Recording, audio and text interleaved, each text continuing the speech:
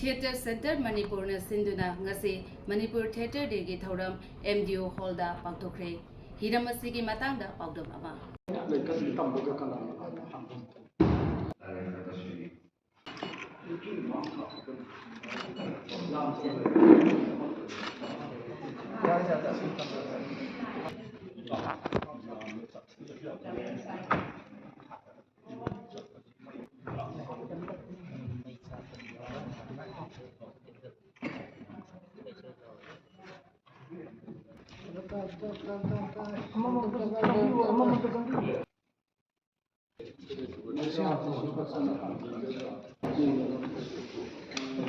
Sakna rebo ozar kan tiang andha yugi theater amadi film gi lamda tau pata na du ikai thuna so uchcha hoina theater center manipur na 2023 lalit ningsing khudu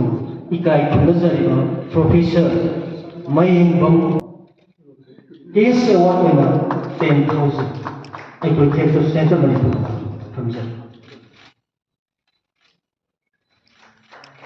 Thauram aduda chief guest oikiba Manipur State Kala Academy gi secretary Shunanda Thokshomna wafam kaya su thamki. Manipur Theatre Center ka pullaga koina short play competition on creative director ngasi boge tuna pangthokhare tam khadi fun constraint le bide koi le ba all Manipur drama festival chu mamam sahi se pangthokko jare anda chu koi pangthokse le na khana jari jo ga ki situation jina koi chapcha rawari pakti lamjari ye koina image ki side tagi koina kai to ya ba sithana da ba theater ki matangda seminar workshop sing koina mathang sengigi hapchelaga ena promote koina theater ki promote tawna ba koi akhang ai nyam chu kana jaraga to ya ba koi to ke khana jari nyam expert sing jo koi to jari ke khanjari